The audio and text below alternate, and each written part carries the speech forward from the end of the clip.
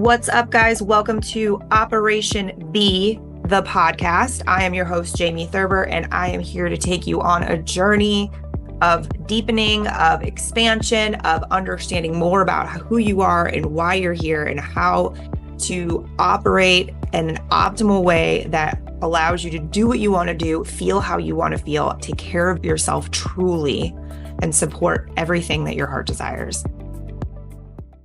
What's up? Welcome back to the podcast, guys. Here we are.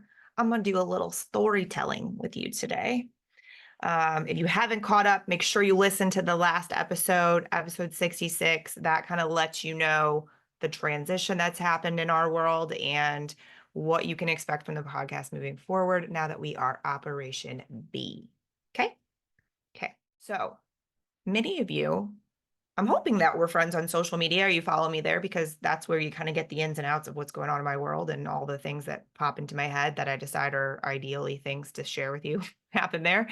And you may know that I got engaged since the last podcast that I'd recorded. And for those of you who don't know, me and Tony have been together for roughly 14 years. There was, we had a little break, in between there, which you all know about. Well, most of you know about. And we came back as better versions of ourselves, and we've been, oh God, our relationship has been freaking impeccable ever since. Like, I'm very blessed to have a man who is intelligent enough and emotionally available enough to grow with me and grow into something that neither one of us even really knew was possible, but here we are, right? So 14 flipping years, that's a long damn time. And just to tell our whole story, so when we first met, I was managing a few body shops for a local business, and Tony was newer in the glass industry, done auto glass, like windshields and things like that. And he was really trying to figure out kind of his niche. And at the time, he was working with some body shops, and he was coming into our shop trying to get our business because we had a pretty good, steady flow of business at our shop. And that's how we met. And he asked me out like every day for a year before I said yes. He broke my ribs at one point by trying to friendly crack my back, and it didn't work. We went to Vegas as friends, and he smashed my hand in a door. Like, we've been through some funny things, okay? And I could tell you stories for days about the things that we've encountered and overcome together. Tony has since, he no longer works with shops, and he mainly works with large fleet companies, which is much more down his, in his alley, and much more lucrative too. And I have obviously left the automotive industry and built my business, and he has been a huge supporter of me following my dreams, which I'm grateful for. So when we first started dating, for those of you who don't know, Tony has been married before. He does have 2 grown children. And when we first started dating, I was 24 years old, like, I thought I wanted to have babies, and like all that stuff was what I was supposed to do. And I remember he had said it was an option. And then we just were doing life together, and then one day he sat me down and told me, like, hey, I can kind of see you planning our life in your head. And I don't want to do babies again. Like, he's like, I don't want to be a 70-year-old dad at high school graduation. He's like, it's just not fair to a kid. They take so much time and energy, and it's just not something I want to do again. And so I said, okay, I don't know what to do with that. So I need to take some space and figure that out. So I moved out of our house. We stayed in a relationship, but I moved out of our house and into my own place. And I did that for several years. And we stayed together for several years of that. And I had this moment where I realized that my decision to have children wasn't my own. It was what I was supposed to do. So in the Midwest specifically, you go to school, you find your partner, typically in your early 20s or teens, you get married, you have a baby, and then you go on with your life. That's what you do. That's the plan, right? And everyone would say to me, you will be such a great mom. And you know what? I would be a fucking great mom. I'd be an exceptional mother. I'd be pretty great at a lot of things. That doesn't mean I need to do them all. So I got to make my own decision. And I knew that living here with him every day, waking up to this man. So if you don't know Tony, he is a very large personality. He used to play professional hockey. He yeah, I just lived a totally different life than I even knew was possible, And so for me to wake up next to this like crazy, amazing human every day, and I knew I would just never make a real decision for myself about what I wanted to do with kids. So anyway, I don't really know why I felt the need to tell you that part of the story, but there it is. So fast forward like 10 years later, and we're in the best part of our relationship. I'm battling being very, very ill. We had both made a commitment to doing anything possible to finally figure out what the hell was wrong with me physically, meaning what was this like invisible sickness that kept happening and all this pain that I had and all these things. No one could ever figure it out. And we decided, I told him I can't do this anymore. So we started down that path, and we had tried to find little pockets of joy along the way, and then we lost two of our dogs very dramatically, and it was just terrible, right? We've had a rough few years, no joke. But we had decided that we were going to get married. And Tony at one time had said he would never get married again. And then he told me, I will marry you. And that's it. Like, I don't want to be married, but I want to be married to you. Um, which is very sweet, right? So anyway, we ended up going ring shopping. It was very fun. It was cool. I don't know shit about diamonds. So it was really funny. He was like, what do you want? I'm like, I don't know. Like, I'd show him pictures, and he's like, that's the cost of a house. Like, what are you talking about? So just all this stuff. It was a fun experience. We had a really great girl who helped us out, and it was great. I knew what diamond he had bought, but I didn't know when he was going to give it to me. So I don't know if he's going to want me to tell you this whole story, but I will. So one day I woke up and there was a new coffee mug in the cabinet. And I was like, what is that? That's so sweet. What a sweet. I love coffee. So look, what's funny is since I got sick and I realized what was going on with my system, my adrenals are really screwed. And so I quit drinking coffee. This is actually dandelion root. I don't drink caffeine anymore at all, but it tastes like coffee. So my brain thinks it's coffee. But my adrenal glands know it's not, which is exciting. Anyway, I like coffee mugs. Long before I had more than one Boston Terrier, he bought this for me because I wanted multiple Bostons. And so he bought me a mug. Anyway, then I got a baby Boston. I don't know if you guys knew that, but when Bonnie was still with me, Bonnie and Mac, we got Mia. And so we still have Mia. She's turning 3 in 2 days. And we recently got a puppy, Frankie, who is not in the room because she's wild. She's upstairs taking a nap in her cage because she would not allow for the recording. But anyways, Boston Terrier thing, got the mugs. I digress. Bring me back. So there's a mug. I pull it out. I'm like, this is so sweet. What a sweet gift, and Tony is pretty spontaneous, so not shocking. And then I noticed that there was like a date on the bottom of it, and it looked like maybe like it was a crafter, somebody made it by hand and they dated it. Think nothing of it. Go about my business. The next day there's another mug. And then the next day there's another mug. And then the next day there's another mug. And I realized that on the bottom of every mug there was a date. And I realized that the date was actually a future date. And I was like, oh shit, okay, what is he trying to do? And so I text pictures to my friend Catherine, and I'm like, do you think this is what I think it is? Because I think this is leading up to something. And she was like, oh my God, leave it to Tony to like literally leave you a breadcrumb trail prior to proposing to you. And I'm like, I don't know.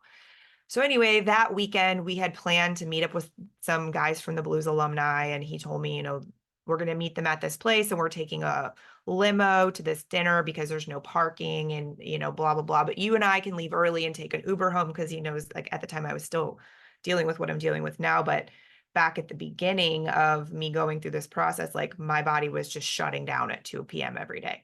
So for us to be going somewhere in the evening was like, it's a little risky. And yeah, it was a little risky.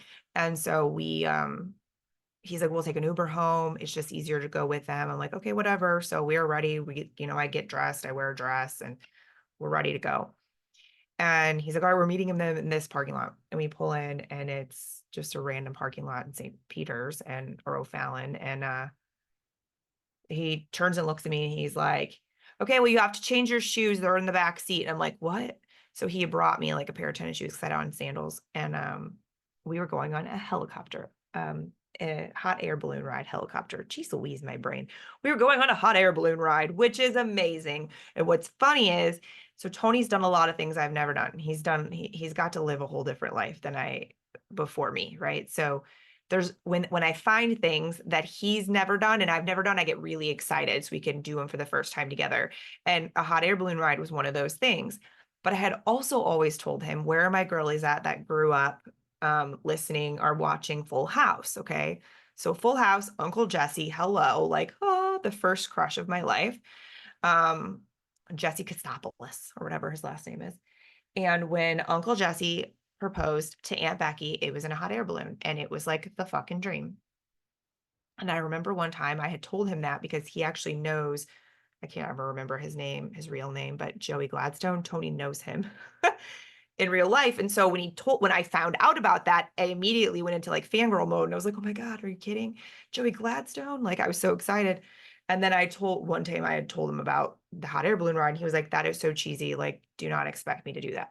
That was many years ago. Apparently he doesn't remember that. I think he does. Anyway, we went on a freaking hot air balloon ride, just the two of us with the pilot, and it was amazing. And I'll leave all the rest of the details to myself, but basically he proposed over the lake. And I didn't think he was going to propose up there because he's a klutz and I'm a klutz. And I'm like, no way he's going to take the chance of us dropping a ring from the sky and never finding it again.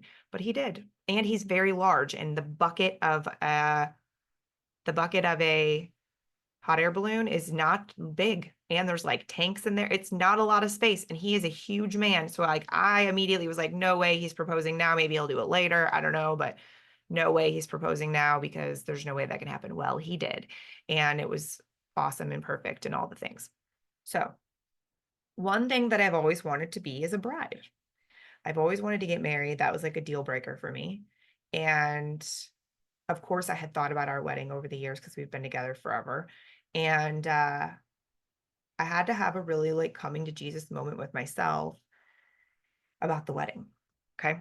So anybody who's been married or been a part of a wedding or whatever, there's a lot of shit goes into planning, right? And during this, I had just started trying to figure out health things. We had been to a bunch of GI doctors. We had all these procedures, all this stuff. It was before I found my functional medicine doctors that are actually helping me finally.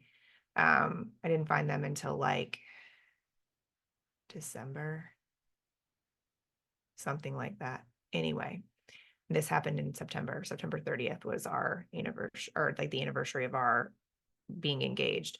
And so I cried my eyes out and I was like, I think we have to focus on my health. What if I planned the perfect day and I was sick? And Tony's like, exactly. He said, Jamie, you have no idea how many times I had to reschedule our hot air balloon ride because you were sick. And I would hate to do that for a wedding. And so I had to sit there with that, right? And I'm sharing this story with you because I think there's so many nuggets of importance where we live in a world where we want everything right now. We want everything a certain kind of way. And become impatient in a way. I think we really fuck ourselves over, really. We screw ourselves out of some of the magic that can be there by trying to rush through things. And so it was a beautiful lesson for me to learn that I didn't need to force it. I didn't need it to happen right now. It was completely okay. Like, yeah, I'm 37 years old and I wanted to be married long before now, but in a lot of ways, I'm so glad I didn't because I know, I mean, me and Tony are two very whole humans without one another, and then we come together. So it's like a beautiful thing, which doesn't happen a lot when you're young and get married because you don't even know who the fuck you are yet, you know? And then you got to figure out who you are with this other person, and it's messy, right? It works. I mean, my parents have been together since they were like 15, and they're still together. So it can be a thing. But anyway, back to my point. So we made this decision to go all in on me being healthy. So what I did, because immediately, what's really a phenomenon about getting engaged, and if you've not been engaged, this might shock you. If you have, you are probably annoyed by this as well. But like literally the moment I got engaged, people are like, so when's the meeting? When's the wedding? Do you have a date? And I'm like, what? It's been like an hour, like it was like 24 hours later, but we were with my family. It just happened to be that we had like a barbecue um the next day. And like immediately, so when's the day? I'm like, who knows that? Like the day after they get engaged. Anyway, So I got photos taken and I sent out a card to people and said for New Year's and was like, oh, in case you didn't know, we got engaged and no, we don't have a date yet. We'll let you know. Basically to get people off my back. Because I didn't want to keep getting distracted from what I was focusing on with healing. And so what the healing required of me was to be horizontal often, meaning I was laying down by like 3 p.m. every day. Because if I didn't, I went into like full blown body panic attacks, which what that means is my mind would be normal and fine and not stressed, but my system, my body was just literally stressed to the max, overwhelmed, and would just freak out and do a lot of things that are graphic and I'm not going to tell you about because it's gross and it just is what it is. But that's what was happening. And we were trying to figure it all out and no one could figure it out, blah, blah, blah. So we're doing that. We're focusing on trying to find the right people and find the right things. And along the lines, I got invited. Oh yeah, you guys probably don't know this. I started a microgreens farm randomly like a couple of years ago. Somewhere in between the break of my recording, I started a microgreens farm, mainly because I was looking for something else, I think, while I was trying to like deal with it was prior to me committing completely to the health thing. I think I was just looking for something else. And so when I did that, um, I started doing like little festivals and things to try to get the word out locally so that I could sell my greens. And I happened to go to this event at a Pilates studio and they put me next to a pranic healer. And I was like laughing to myself, going, this is funny because I need somebody like that in my life. And I started talking to her, and she's actually a functional diagnostic nutritionist or some very long word. And but all holistic. And so we started talking, and she had a lot of answers for things that no one else was willing to even look at. And so I started going down that path with Joe, and the first test was on my hair. It's HTMA, I think is the name of the test. Anyway, and it showed me a lot of things. And just from that one test, some things already made sense of like what was going on with my body. And so we worked with Joe. We started down that path. We did a lot of protocols. We did a lot of things. If these are things you guys want me to go more in depth on in future episodes, please inquire below in the show notes. We'll have my email. Like, let me know, send me a message on social, and I'd be happy to do that. But I'm not going to go down through the weeds of um, medical things unless you guys request it. So we started that process, right? Well, it was through the holidays. I still had hosted Thanksgiving. I still hosted Christmas, like didn't, just pushed myself and then just felt like crap, and I would say it was probably in January, February that I was like, we have to cut this all back. And so basically I stopped putting things online. I limited how much talking I was doing with other people, how much texting I was doing with other people. I basically shut down all of my promotions, all of my content in trying to sell programs and stuff like that, and just focused on my private clients and myself. And that was it. And it was very, very, very, very hard. There was a period of the time that I thought, God, I'm doing half of what I used to do and I still don't feel good and focusing all this.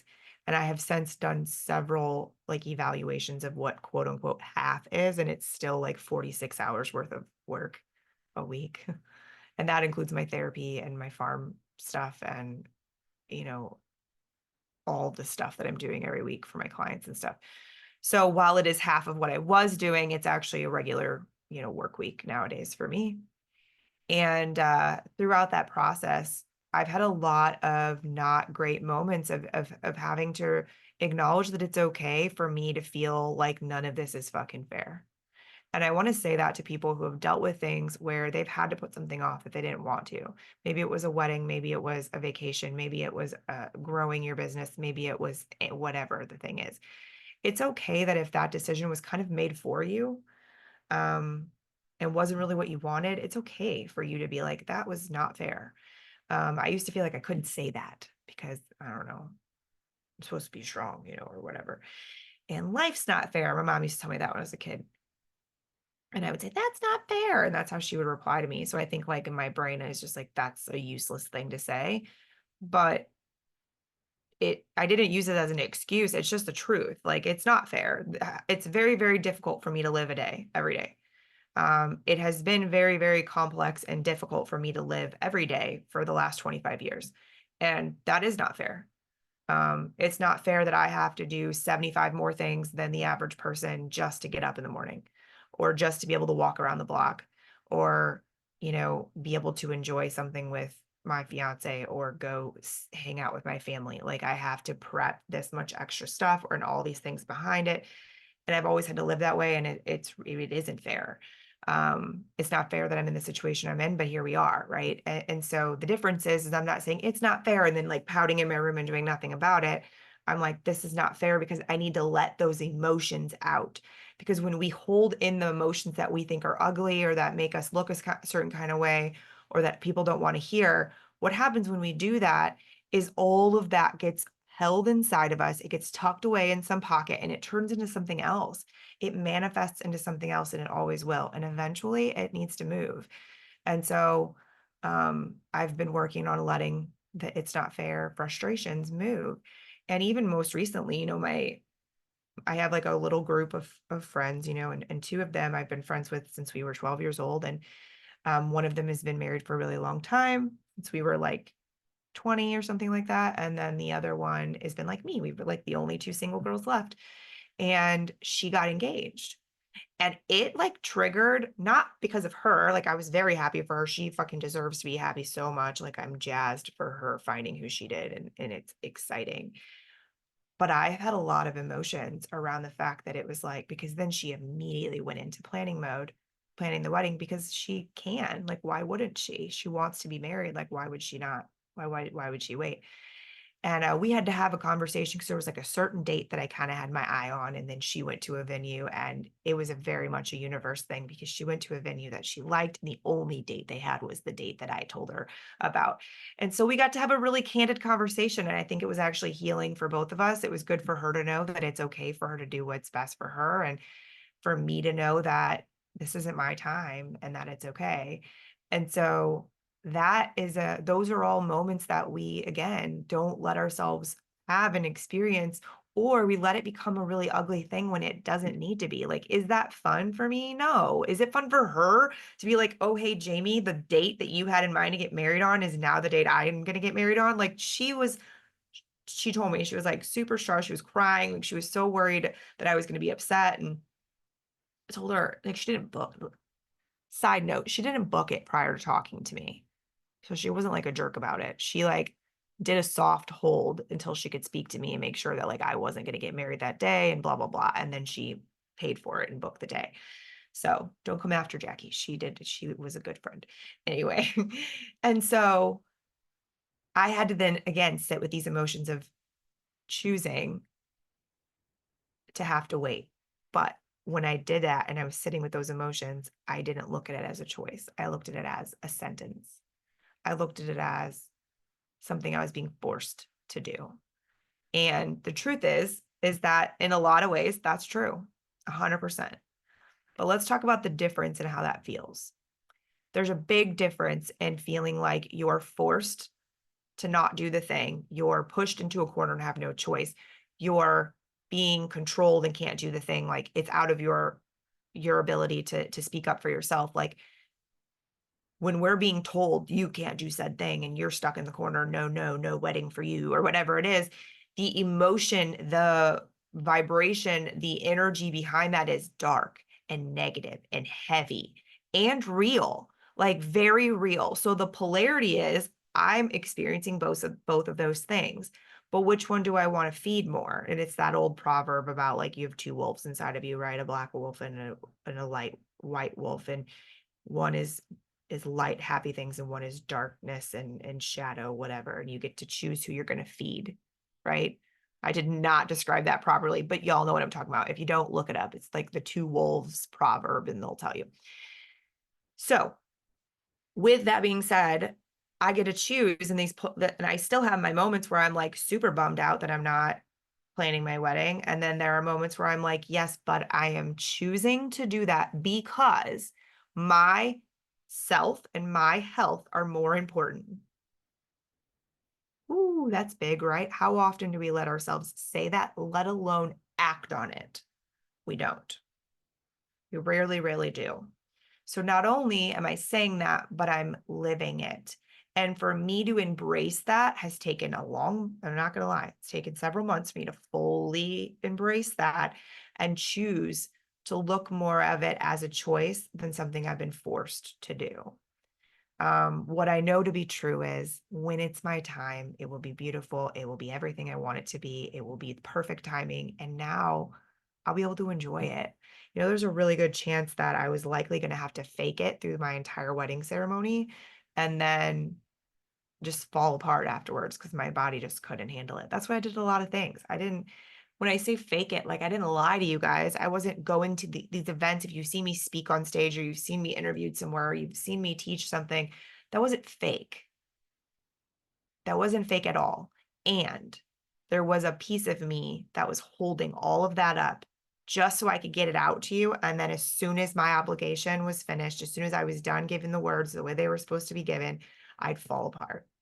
I'd be sick for days.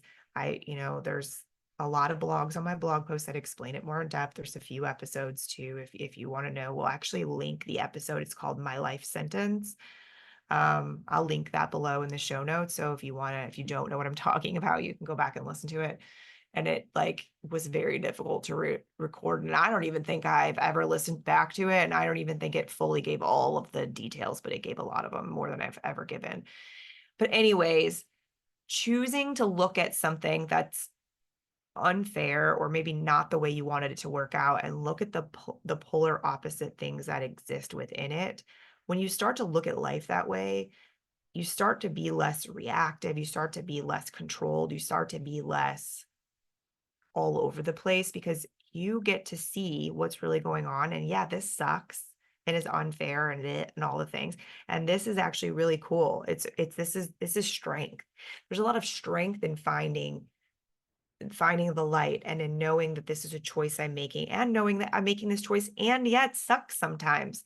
Like that is power. That's a strength that a lot of people will never possess because they don't let themselves go there because it's uncomfortable. Like, it's not fun to sit with those emotions. It's not fun to tell you this out loud right now. And really the only reason I'm able to do this is because I've told it out loud to plenty of professionals prior to getting to the point where I feel so confident in it, because that's how it works.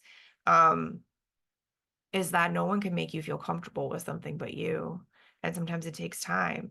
So I wanted to share with you the fact that, I've been engaged for a year. I have no wedding plans. I have a pretty good idea of where I want to get married and I know who I want to officiate and I know what we're going to wear and a style of a dress. And, I know most of the details. They just got to get put into logistics.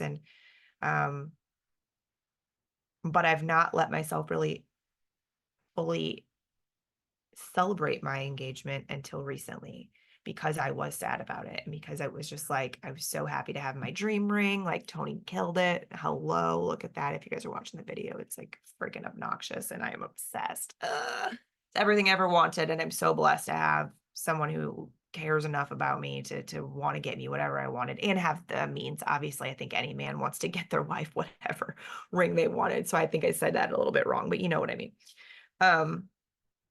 And sitting in the in between is one of the most complex and teaching things I've ever experienced. And I've talked about this before with other things. Like I've talked about the in between when we start a year and we end it. We talked about the in between when we start a project and it's over. The in between when we're waiting for a result or we're waiting for an answer. Or there's a whole other podcast episode about the in between moments of like, that's where the learning happens though. That's where the magic sauce is. The magic sauce is in between the idea and the fruition. That's where the magic sauce lives. And that's where a lot of our best thinking, a lot of our best realizations, a lot of our best curiosity, a lot of our best realizations and depth things about ourselves at our core, lessons, things like that live in the in-between space. That's where they reside. And if you skip past it real fast, you miss all of it.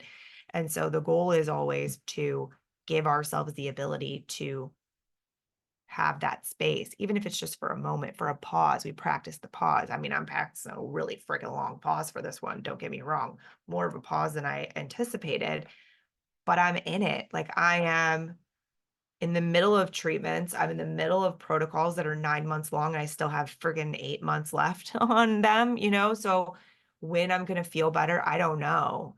And what that looks like, I don't know. Like that's the other large thing that you may see me talk about for a while. When we talk about trust and we talk about commitment to ourselves or really to anything, my ability to look at commitment is a drastically different thing than it ever was before.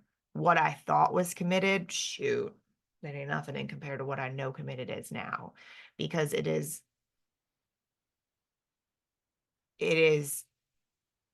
a deeper sense of trust and loving myself than I've ever known was possible. What I know committed is now is a whole nother ballgame, because the amount of commitment I've had to have to this process and to the vision of something that I've never even felt. Like, let's talk about that. I've never been an adult who's not had to navigate very extensive health issues of some sort, with no help and no answers and just trying to figure it out. I mean, honestly, the fact that I've created the life I've created thus far still boggling my mind, because I don't know how I have accomplished what I've accomplished while navigating everything I've had to navigate physically, without even really ever talking about it. It's like that emoji with the head exploding. So when I say committed, I mean it's a whole nother ball game of not giving up, And it's funny, I have a new client. She's newer to me. A lot of my clients stay with me for a long time, so it's fun when we get a new person in the mix. And we were just talking about something, and she's like, I'm going to give it 60 days and we'll see how it goes. And I let her say that, and I let her sit with that. And like the next week I said, I got to tell you something. I said, this isn't going to happen in 60 days. And I said, and if you're going to do it, you need to commit and do it and see it through. And the reason it'll work is because you're never going to quit. And I truly believe that. And so I think you can put that same word into everything we've been talking about, to bring this all together, is the polar moments between hard and pretty, or light and darkness, or whatever the hell you want to call them. In those polar moments, like, it requires you to be committed to be able to hold both of those things. It requires you to be willing to sit with the stuff, to make the space and the capacity to hold both of those things, because the truth is more things in life have polar sides than we're ever willing usually to look at, let alone sit with and allow to exist. Because I can tell you that one of the lessons I've been learning the most is that we just always want to move on to the next thing and to the next thing and the next thing. For me, that was because that's what kept me going and kept me able to function even while feeling like crap all the time. And for other people, that's their motivator, right? But a lot of times it's also a way to avoid dealing with the shit you need to deal with. It's also a way to avoid, like, was I intentionally avoiding being sick by just working and whatever? No, that was not intentional per se. But now, like, I can't. So every decision is different. Every choice I'm making is different. Like right now, I'm looking at the clock, seeing it's 2:45, and I need to eat lunch. And my body's going, girl, you promised us you would not do this to us anymore. You promised. And so part of my commitment was, I wasn't even working in my office. When I did client calls and stuff, I was doing it upstairs on my laptop, because when I was down here, I went straight into old Jamie mode. And it was hard for me to differentiate between the two, because again, those polar opposites will always exist inside of you. And so you have to find a way to harness them. And this actually reminds me of recently in a tarot card reading, I had the Chariot card show up a lot, which is duality, right? These polar opposite energies that you're learning how to navigate and balance out. And so we're going to leave it with that, I think. And I want to leave you with that moment of realizing that each and every situation, each and every moment can have its beautiful parts and its not so beautiful parts. And the not so beautiful parts don't take away from the beauty, and the hard parts don't take away from Like the hard parts don't take away from the beauty, and the beautiful parts don't take away from the hard. It just is.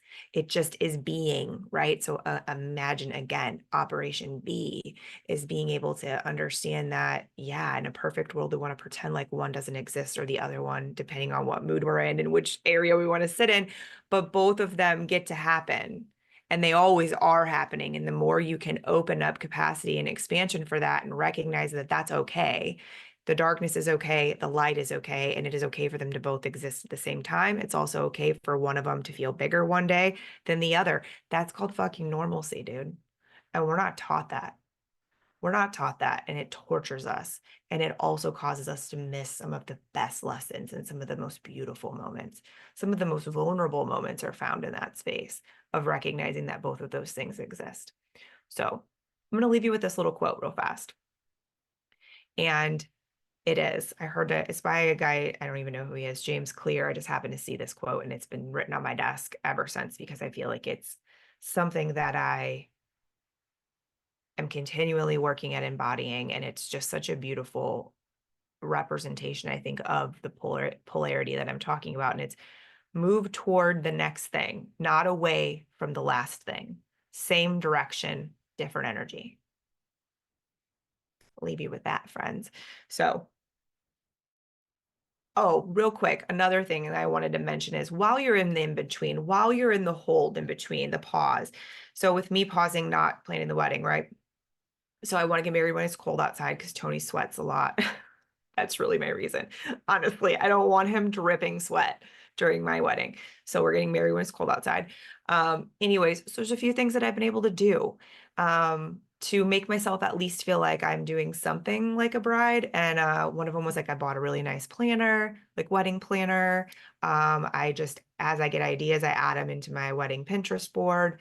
But the other thing was I decided like what I was going to do for my guest gifts, like, you know, a few of things to take home. I'm crocheting these cute little heart ornaments and I'm going to put a little saying on them. And so that's something I can actively do now. That's also still part of my healing process with the crocheting, um, which is really great for my nervous system. But that, and then also like I scheduled a thing in late November for us to go talk to one of the venues that we want to see and just look at 2026 dates.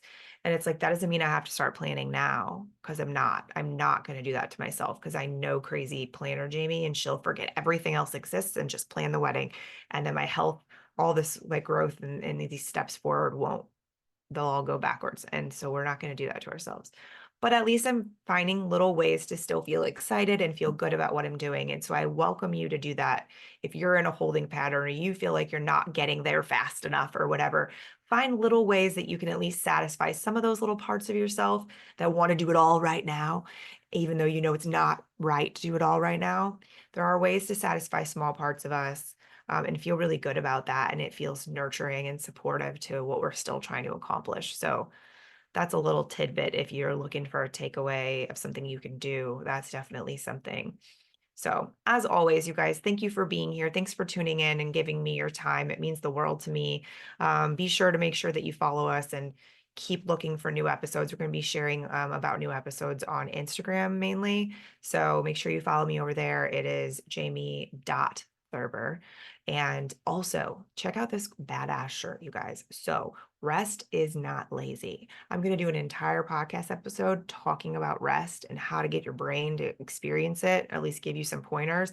But this is a really big message because, especially for those of you that are like me who grew up with like super mom as your mother who did everything all the time. And then you kind of grew up thinking that you had to do everything all the time. And now you're an adult who has anxiety about sitting down because you think it means you're lazy. And it's like, no, bro, not not the case. And my chiropractor, who is brilliant, and we have great conversation, him and I, he had said to me, he was like, the opposite is also, because I wore this the other day, the opposite is also true. So the shirt says rest is not lazy. And he said lazy is not rest. And that's true. When you work yourself to the bone to the point where you're just like, oh, I can't do anything, that's not really rest.